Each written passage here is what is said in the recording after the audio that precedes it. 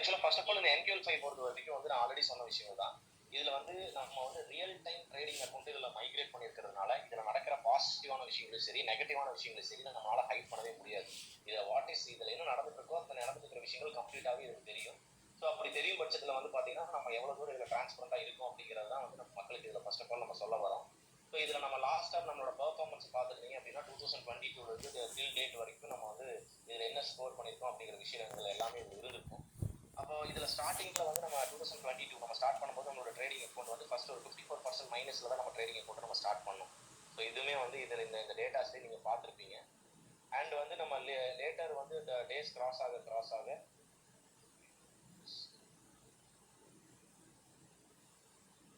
Okay.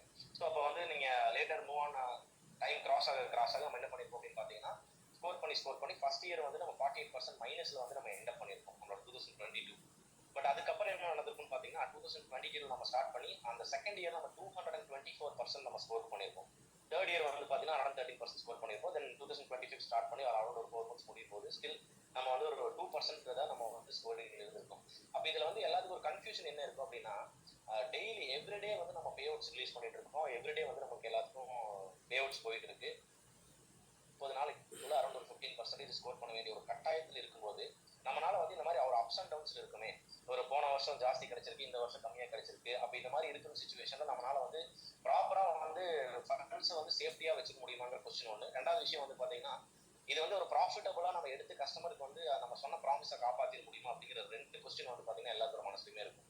அப்ப இதுக்கு நம்ம புரிஞ்சுக்க வேண்டிய விஷயம் என்னன்னா கஸ்டமருக்கு மட்டும்தான் வந்து பாத்தீங்கன்னா மார்க்கெட்ல எவ்ரிடே பே அவுட், அதாவது உங்களுக்கு டெய்லி கிடைக்கிற 0.334% அப்படிங்கிறது வந்து கஸ்டமருக்கு மட்டும்தான் அந்த மாதிரி இருக்குங்க.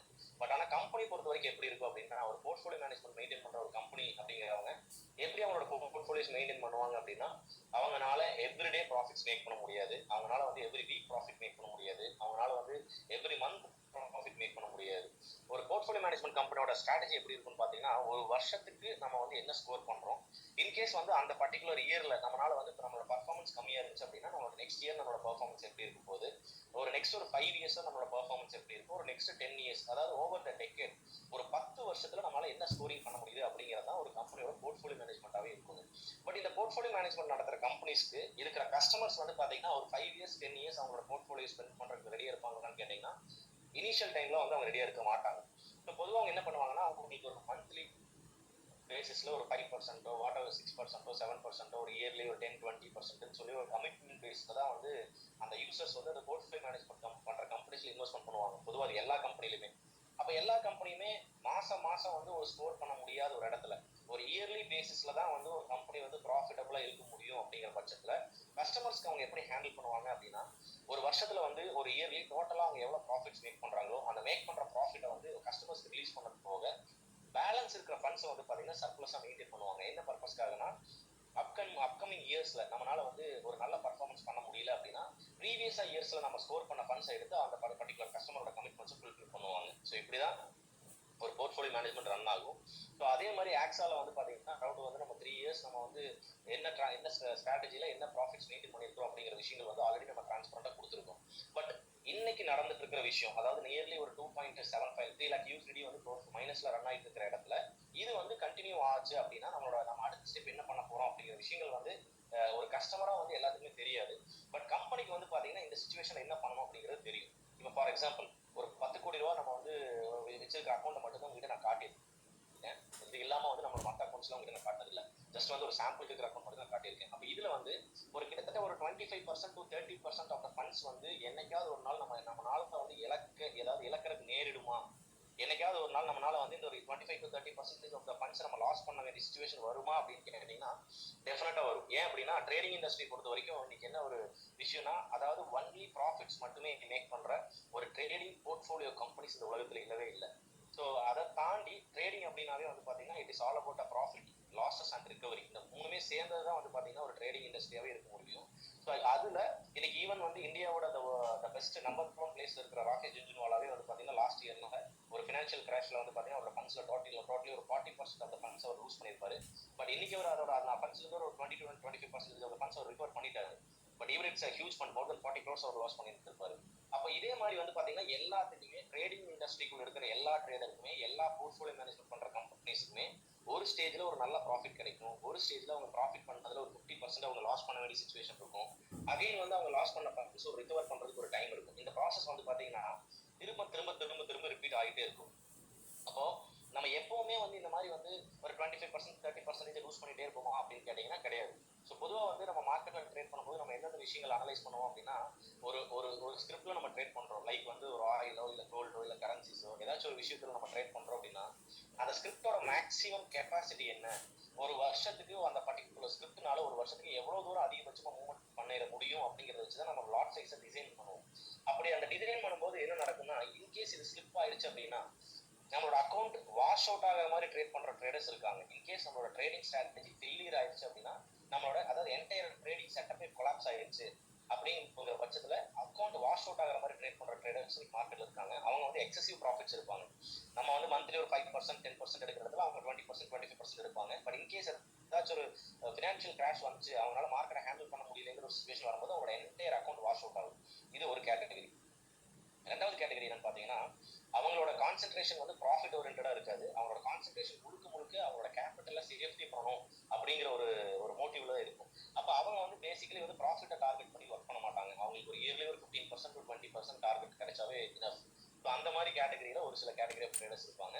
இன்னொரு கேட்டகரி எப்படின்னு இருக்குன்னு கேட்டீங்கன்னா, மந்த்லி பேசிஸ்ல வந்து அவங்களோட கம்பெனியில இருக்கிற கஸ்டமர்ஸோட சாட்டிஸ்ஃபேக்ஷனை ஃபுல்ஃபில் பண்றதுக்காக ஒரு பர்டிகுலர் அமௌண்ட் ஆஃப் த ப்ராஃபிட்ஸை டெஃபினட்டா அவங்க ரிலீஸ் பண்ணி ஆகணும் அப்படிங்கிற பட்சத்தில் இருக்கிற ஒரு ட்ரேடிங் கம்பெனிஸும் போர்ட்ஃபோலியோ மேனேஜ்மெண்ட் கம்பெனிஸும் வந்து ஒரு சில டைப் ஆஃப் ஸ்ட்ராட்டஜிஸ் ஃபாலோ பண்ணுவாங்க. அவங்க எப்படி ஃபாலோ பண்ணுவாங்கன்னா, அவங்களோட 100% ஆஃப் த ஃபண்ட்ஸ் அவங்களோட ட்ரேடிங் அக்கௌண்ட்ல அவங்க இன்வெஸ்ட் பண்ண மாட்டாங்க.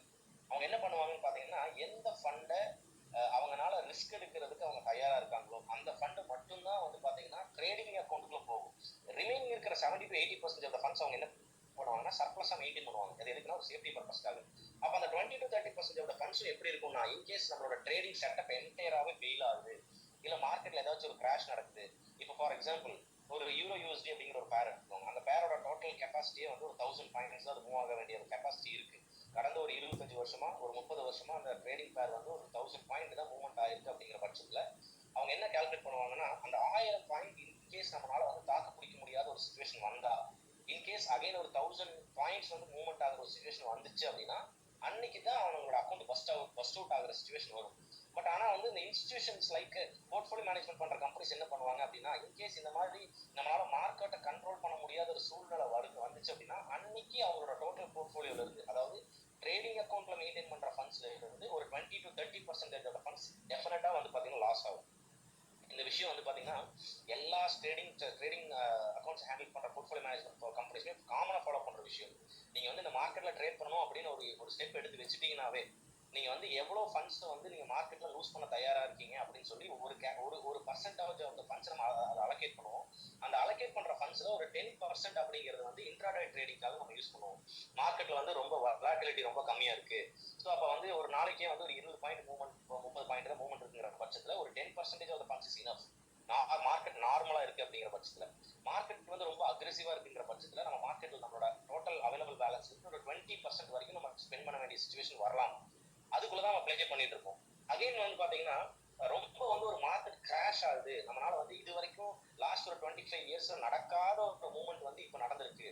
அப்ப அந்த மூவ்மெண்ட் எப்படி இருக்கு அப்படின்னா, இது வரைக்கும் நடந்ததை விட ஒரு 2 டைம்ஸோ 3 டைம்ஸோ 5 டைம்ஸோ ஜாஸ்தியா இருக்கு அப்படிங்கிற சுச்சுவேஷன் வந்துச்சு அப்படின்னா, அன்னைக்கு நம்ம வந்து ஒரு 30% வரைக்கும் நம்மளோட டோட்டல் கேபிட்டல் இருந்து நம்ம லூஸ் பண்ண நம்ம ரெடியா இருக்கும். இதை வந்து நம்ம தெரிஞ்சுதான் ஒரு போர்ட்ஃபோலியோ மேனேஜ்மெண்ட் கம்பெனிஸ் வந்து அவங்களோட ட்ரேடிங் செட்டப்பை ஸ்டார்ட் பண்ணுவாங்க. பட் ஆஃப்டர் தட் என்ன நடக்கும்னு பாத்தீங்கன்னா, அதோட ரிகவரி எப்படி இருக்கும். இன்கேஸ் வந்து 25% 30% லாஸ் ஆயிடுச்சு அப்படின்னா, ஒரு கம்பெனிக்கு லாஸ் ஆகிறதுக்கும் ஒரு இண்டிவிஜுவலுக்கு லாஸ் ஆகிறதுக்கும் ஒரு பெரிய டிஃபரன்ஸ் இருக்கு. அது என்ன டிஃபரன்ஸ் அப்படின்னு பாத்தீங்கன்னா, ஒரு இண்டிவிஜுவல் இப்போ வந்து ஃபார் எக்ஸாம்பிள் என்கிட்ட ஒரு 10 லட்ச ரூபா பணம் இருக்கு. அந்த பணத்தை நான் வந்து ஒரு ட்ரேடிங் அக்கௌண்ட் இன்வெஸ்ட் பண்ணி நான் ட்ரேட் பண்ண ஸ்டார்ட் பண்றேன். இப்போ வந்து நான் என்ன பண்றேன்னா, என்னோட ப்ராஃபிட்டுக்காக நான் வந்து பெரிய பெரிய லாட்ஸ் யூஸ் பண்றேன், பெரிய பெரிய குவான்டிட்டிஸ் யூஸ் பண்றேன், நல்லா ஏர்ன் பண்றேன். அதுக்கப்புறம் வந்து இன்கேஸ் எனக்கு ஏதாவது ஒரு லாஸ் வந்துருச்சு அப்படின்னா அந்த 10 லட்ச ரூபா போயிடும், அவ்வளவுதான். இதுதான் வந்து ஒரு ரீட்டைல் ட்ரேடர்ஸ் வந்து ஃபாலோ பண்ற ஒரு விஷயம். பட் ஒரு கம்பெனி என்ன பண்ணுவாங்கன்னு பாத்தீங்கன்னா, ஒரு 10 லட்ச ரூபா ஒரு இண்டிவிஜுவலா இருந்து என்னோட டோட்டல் சேவிங்ஸே ஒரு 10 lakhs அப்படிங்கிற பட்சத்துல அந்த 10 lakhs எனக்கு என்னைக்கு லாஸ் ஆகிற ஒரு சுச்சுவேஷன் வருதோ அன்னையும் நான் என்னோட போர்ட்ஃபோலியோ வந்து முடிஞ்சிடும். பட் ஆனா ஒரு போர்ட்ஃபோலியோ மேனேஜ்மெண்ட் பண்ற கம்பெனி என்ன பண்ணுவாங்க அப்படின்னா, நான் ஆல்ரெடி சொன்ன மாதிரி ஒரு பர்டிகுலர் அமௌண்ட் ஆஃப் த ஃபண்ட்ஸை மட்டும் ட்ரேடிங் அக்கௌண்ட்ல இன்வெஸ்ட்மெண்ட் பண்ணிட்டு சர்ப்ளஸ் மணியை வந்து அவங்க என்னைக்குமே வந்து ஹோல்டு பண்ணுவாங்க. இன்கேஸ் எனக்காவது ஒரு சுச்சுவேஷன் வந்துச்சு அப்படின்னா, அந்த 70% ஃபண்ட்ல இருந்து அகைன் ஒரு 10% எடுத்து லோட் பண்ணுவாங்க, அகைன் ஒரு 10% எடுத்து லோட் பண்ணுவாங்க. ஒரு 2 டைம் இந்த மாதிரி ஒரு விஷயத்தை ரிப்பீட் பண்ணாலே ஆல்மோஸ்ட் வந்து அவங்களோட ஃபண்ட்ஸை வந்து ரிகவர் பண்ற ஒரு இடத்துக்கு அவங்க வந்துருவாங்க. ஸோ அப்போ நம்மளோட போர்ட்ஃபோலியோ மேனேஜ்மெண்ட் பொறுத்தவரைக்கும் நம்ம இங்க என்ன பண்ணிட்டு இருக்கோம் அப்படின்னா, ஆல்மோஸ்ட் இப்போ ஒரு 20-25% ஆஃப் ஃபண்ட்ஸ் வந்து இப்போ நமக்கு க்ளோஸ் ஆயிடுச்சு, லாஸ் இல்ல ரன்னிங் ஆயிட்டு இருக்குன்னு வச்சுக்கோங்க. இப்போ இன்னைக்கு இது நடந்ததுக்கு மெயின் ரீசன் என்ன அப்படின்னா, லாஸ்ட் ஒரு 20 இயர்ஸா மார்க்கெட்ல நடக்காத ஒரு மூவ்மெண்ட் வந்து இப்போ நடந்திருக்கு. கிட்டத்தட்ட வந்து பாத்தீங்கன்னா மோர் தென் 5 to 10 டைம்ஸ் வந்து மூவ்மெண்ட்ஸ் ரொம்ப பெருசா இருக்கு. அப்ப இது வந்து ரொம்ப கிரிட்டிக்கலான சிச்சுவேஷனை தாண்டின ஒரு மூவ்மெண்ட். அப்ப இந்த மூவ்மெண்ட்ல வந்து நம்ம என்ன நடந்திருக்குன்னு பாத்தீங்கன்னா, நம்ம எக்ஸ்பெக்ட் பண்ண மாதிரி ஒரு 25 to 30% ஆஃப் த ஃப்ளோட்டிங் நடந்திருக்கு. நம்ம வந்து இன்னுமே பொசிஷனை க்ளோஸ் பண்ணல. என்னைக்கு நம்மளோட பொசிஷனை நம்ம க்ளோஸ் பண்றோமோ அன்னைக்கு தான் நம்ம அந்த லாஸ் அக்செப்ட் பண்ணிட்டோம் அப்படிங்கறத நம்ம இந்த இடத்துல நம்ம மென்ஷன் பண்றோம். இந்த இடத்துல உங்களுக்கு ஒரு டவுட் வரலாம். அப்போ நம்ம வந்து ஸ்டாப் லாஸ் நம்ம யூஸ் பண்ணிருந்தோம் அப்படின்னா நம்ம இவ்வளவு பெரிய 20 to 25% ஆஃப் த லாஸ் நம்ம மெயின்டைன் பண்ணிருக்கோம், வந்திருக்க வேண்டிய சிச்சுவேஷன் இல்லையே. அப்ப ஏன் நம்ம வந்து ஸ்டாப் லாஸ் யூஸ் பண்ணல அப்படிங்கிற ஒரு சிச்சுவேஷன் உங்களுக்கு ஒரு கொஸ்டின் உங்களுக்கு உள்ள வந்திருக்கும். இதுல ஆல்ரெடி நான் சொன்ன மாதிரி தான், எப்போ வந்து மார்க்கெட்ல வந்து ஒரு 1% 2% சேஞ்சஸ் இருக்கோ அன்னைக்கு வந்து பாத்தீங்கன்னா நம்மளால வந்து ஸ்டாப் லாஸை மெயின்டைன் பண்ணி நம்மளால ட்ரேட் பண்ண முடியும். பட் நம்மளால வந்து ஒரு 5% தாண்டி மார்க்கெட்ல சேஞ்சஸ் நடக்குது, 5% 10% சேஞ்சஸ் நடக்குது அப்படிங்கிற பட்சத்துல நம்மளோட ஸ்ட்ராட்டஜிஸ் வந்து நம்ம டிஃபரெண்டா சேஞ்ச் பண்ண வேண்டியது இருக்கும். அது நம்ம எப்படி கொண்டு போவோம் அப்படின்னா, இன்னைக்கு இருக்கிற சிச்சுவேஷனுக்கு நம்மளால ஒரு 1% 2% ஸ்டாப் லாஸை மெயின்டைன் பண்ணி நம்மளால ஸ்கோர் பண்ண முடியாது. ஸோ நம்மளோட அக்கௌண்ட்டோட ரிஸ்கை வந்து நம்ம ஒரு 5 to 10% இன்க்ரீஸ் பண்ணணும், ஒரு 10 to 20% இன்க்ரீஸ் பண்ணா மட்டும்தான் நம்மளால இந்த ஸ்கோரிங் பண்ண முடியும் அப்படிங்கிற ஒரு இடத்துக்கு நம்ம வந்து நிற்கும் போது என்ன பண்ணுவோம் அப்படின்னா, அப்ப நம்ம ஸ்டாப் லாஸ் ரிமூவ் பண்ணிட்டு நம்மளோட ரிஸ்க் லெவலை அப் டு 25% வரைக்கும் நம்ம எக்ஸ்டெண்ட் பண்ணுவோம். அப்ப இன்கேஸ் அந்த எக்ஸ்டெண்ட் ஆகி அந்த 25%க்குள்ள மார்க்கெட் வந்து ரிவர்ஸ் ஆகாம நம்மளை வந்து அந்த 25% வேஸ்ட் பண்ண வேண்டிய ஒரு நம்மளுக்கு வந்துச்சு அப்படின்னா, அப்ப நம்ம என்ன பண்ணுவோம் அப்படின்னா, அந்த 25% லாஸ், ஃபார் எக்ஸாம்பிள் ஒரு $3 லட்சம் இப்ப நம்ம ஃப்ளோட்டிங் போயிட்டு இருக்குன்னு வச்சுக்கோங்க. அந்த $3 லட்சம் ஃப்ளோட்டிங்ல போயிட்டு இருக்கும்போது இந்த ஃப்ளோட்டிங்கை நம்மளால கண்ட்ரோல் பண்ண முடியல.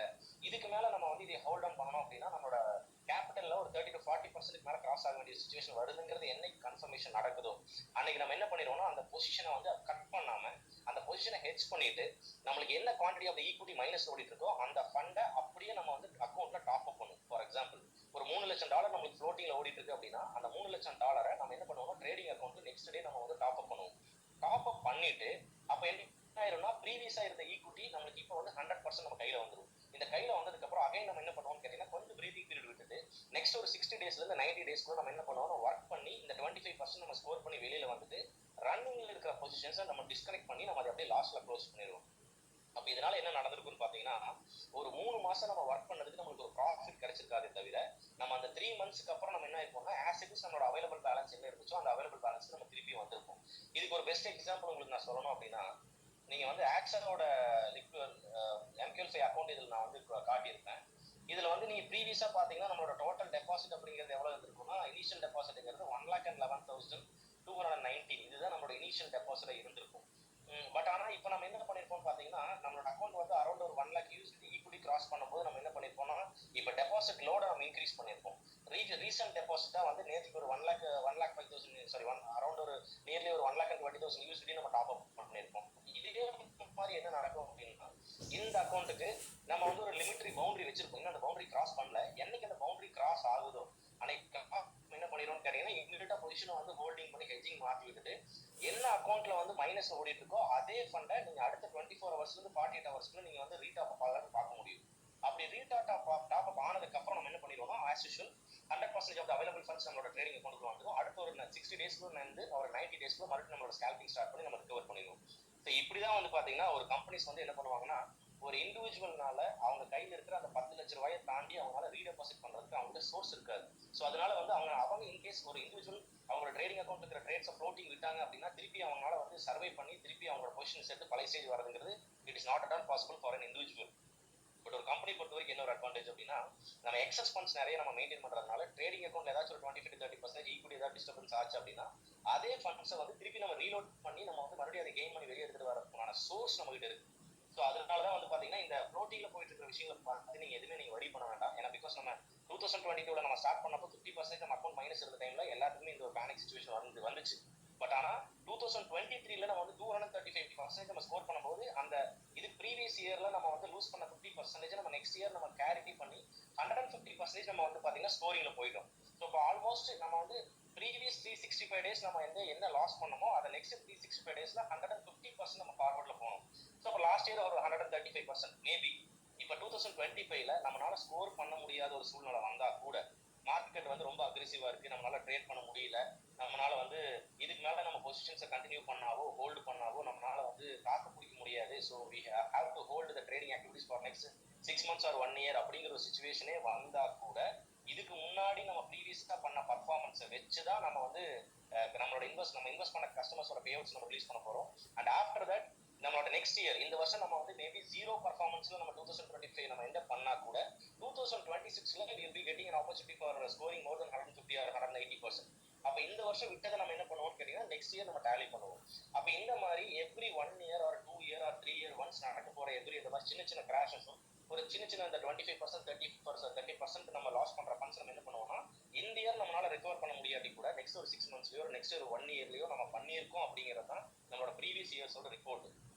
ஸோ இப்போ வந்து ப்ரெசென்ட்ல நடக்க ப்ராஃபிட்டை பார்த்தோ இல்லை ப்ரெசென்ட்ல நடக்கிறது இருக்கிற ஃப்ளோட்டிங் பார்த்தோ நீங்க எதுவுமே வந்து பேனிக்காகவோ இல்லை வரி பண்ணவே வேண்டாம். இதுக்குள்ள ஒரு எக்ஸாக்டான ஆன்சர் உங்களுக்கு எப்போ கிடைக்கும்னு பார்த்தீங்கன்னா, ஃபர்ஸ்ட் விஷயம் சிச்சுவேஷன் வரணும். அது வந்துச்சு அப்படின்னா நீங்களே இதே ட்ரேடிங் அக்கௌண்ட்ல நம்ம என்ன ஈக்விட்டி நம்ம வந்து ரன்னிங் ஃப்ளோட்டிங்ல மெயின்டைன் பண்றோமோ அதே ஈக்விட்டியை நம்ம வந்து ஒரு ஃப்ரெஷ் டெபாசிட்டா அந்த அக்கௌண்ட்ல நம்ம லோட் பண்ணுவோம். லோட் பண்ணிட்டு மறுபடியும் நீங்க நம்மளோட ட்ரேடிங் ஆக்டிவிட்டிஸ் நீங்க ஸ்டார்ட் பண்றதை பார்க்கலாம். மார்க்கெட்ஸ்ல ஸ்டெபிலிட்டி இல்ல அப்படின்னா நம்ம ட்ரேட் பண்றதை அகைன் ஒரு 1 or 2 months நம்ம ஸ்டாப் பண்ணுவோம். ஆஃப்டர் மார்க்கெட்டோட ஸ்டெபிலிட்டி கிடைச்சதுக்கு அப்புறம் ஒரு 1 or 2 months நம்ம ட்ரேடிங் ஆக்டிவிட்டிஸ் நம்ம ஸ்டார்ட் பண்ணிட்டோம் அப்படின்னா 2025ல அடுத்த ஒரு 90 daysக்குள்ள நம்ம ஃப்ளோட்டிங்ல இருக்கிற 25% ஃபண்டை நம்ம வந்து ரிகவர் பண்ணுவோம்.